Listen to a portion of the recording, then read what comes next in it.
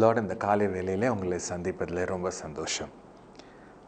நீங்கள் உங்களில் சில பேர் கிரிக்கெட் ஒரு வேளை பார்த்துருக்கலாம். முன்னாடி பார்த்துருப்பீங்க, இல்லைன்னா இப்போ பார்க்காம இருப்பீங்க, இல்லை இப்பயும் பார்த்துட்டு தான் இருக்கேன்னு சொல்கிறவங்களும் நிறைய பேர் இருக்கலாம். கிரிக்கெட் நீங்கள் பார்த்தீங்க அப்படின்னா அதில் ஒரு ஃபார்மேட் இருக்குது. அதில் டெஸ்ட் கிரிக்கெட் அப்படின்னு சொல்லுவாங்க. அது ஒரு காலையில் ஆரம்பித்து சாயங்காலம் வரைக்கும் தொடர்ந்து விளாண்டுட்டே இருப்பாங்க. அதில் பேட்டிங் பிடிக்கிறவர் ஒரு டீமில் இருக்காருன்னா அவரை சுற்றி இருக்கிறவங்க இன்னொரு டீமில் இருப்பாங்க. பவுலிங் போடுறவரும் ஆப்போசிட் டீமில் இருப்பாங்க. இன்டர்நேஷ்னல் மேட்சஸும் சரி, சாதா மேட்சஸும் சரி, நீங்கள் பார்த்தீங்க அப்படின்னா அவரை சுற்றி இருக்கிறவங்க, அதாவது பேட்டிங் பண்ணுறவரை சுற்றி இருக்கிறவங்க பயங்கரமாக திட்டுவாங்க. அவரை வெறுப்பேற்றுவாங்க. என்னடா குழந்தையா நீ, அடிக்க தெரியாத அவனுக்கு, பால் எவ்வளோ பழமாக வருது பாரு, ஆனால் நீ என்ன பண்ணுற அப்படின்னு சொல்லி பேசிகிட்டே இருப்பாங்க.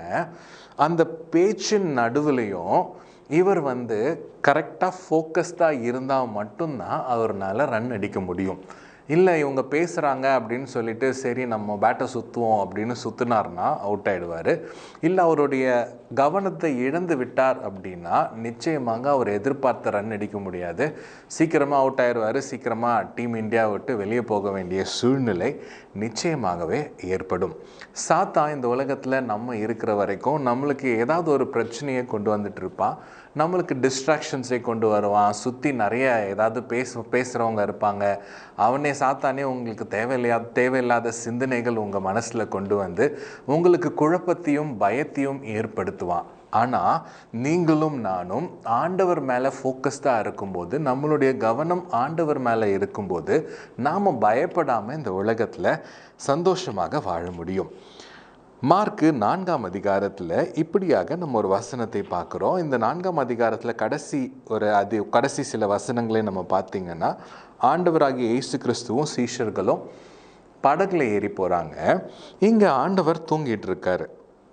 38ஆம் வசனம், மார்க்கு 4:38 இப்படியாக சொல்கிறது. கப்பலின் பின்னணியத்தில் அவர் தலையணியை வைத்து நித்திரையாய் இருந்தார். அவர்கள் அவரை எழுப்பி, போதகரே, நாங்கள் மடிந்து போகிறது உமக்கு கவலை இல்லையா என்றார்கள். இங்கே ஒரே கப்பலில் தான் அவங்க எல்லாருமே இருக்காங்க. பயங்கரமாக காற்று வீசுது. பலத்த சுழல் காற்று உண்டாகி படகு நிரம்பத்தக்கதாக அலைகள் அதன் மேல் மோதிற்று அப்படின்னு எழுதியிருக்கு. ஆனால் இங்கே இயேசு தூங்கிட்டு இருக்காரு. ஸோ அலைகளின் மத்தியில், பலத்த சுழல் காற்றின் மத்தியில், உங்களுக்கு இருக்க பிரச்சனைகளின் மத்தியில் நீங்கள் தூங்க முடியும். யாரை மாதிரி? இயேசுவை மாதிரி நீங்கள் நிம்மதியாக தலையாணையை வச்சு தூங்க முடியும். எப்படி அப்படின்னா, இங்கே இயேசு ஆகிய ஆண்டவருக்கு தெரியுது பாருங்கள். அவர் மனிதனாக இருக்கிறார். 100% மனிதனாக, 100% தெய்வமாக இருக்கிறார். இங்கே மனிதனாக இருக்கிறதுனால தான் அவர் தூங்குறாரு. கரெக்டுங்களா? இங்கே தலையாணையை வச்சு தூங்குறாரு, நிம்மதியாக தூங்குறாரு, நல்ல நித்திரையாக இருக்காரு. அதனால தான் அவருக்கு காத்தடிக்கிறது கூட தெரியல. நீங்களும் நாளும் நல்லா தூங்க முடியும். எப்படின்னா, இங்கே ஆண்டவராகிய இயேசு கிறிஸ்துவுக்கு தெரியும், இங்கே சுற்றி இருக்கிற காற்று, இந்த அலைகள், இந்த கொந்தளிப்பு எதுவுமே பண்ண முடியாது. ஏன்? பிதாவானவர் இயேசு கிறிஸ்துவின் வாழ்க்கையில் வைத்திருக்கிற திட்டத்தை இயேசு கிறிஸ்து நிச்சயமாக அறிந்திருந்தார். அவர் கனெக்டடாக இருந்தார். அவருக்கு ஒரு நம்பிக்கை நிச்சயமாகவே இருந்துச்சு. இந்த புயல் என்ன இருந்தாலும் பிரச்சனை இல்லை அப்படின்ற ஒரு நம்பிக்கை இருந்துச்சு. நிம்மதியாக தூங்கினார்.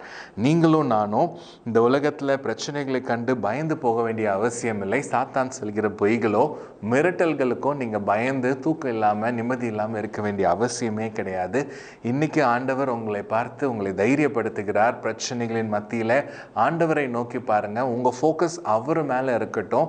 நல்ல நிம்மதியாக தூங்குவீங்க, சந்தோஷமாக எழும்புவீங்க. ஏன்னா உங்களுக்கு தெரியும், ஆண்டவர் உங்களை குறித்து வைத்திருக்கிற திட்டம் பெரியது.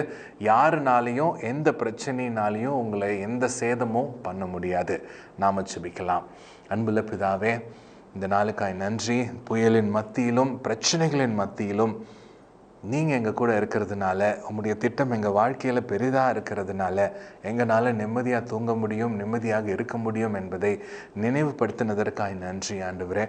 எங்களுடைய ஃபோக்கஸ், எங்களுடைய நினைவு, எங்களுடைய கவனம் எல்லாம் உங்கள் மேலே இருக்க உதவி செய்யுங்க. இயேசுவின் நாமத்தில் பிதாவே, ஆமென்.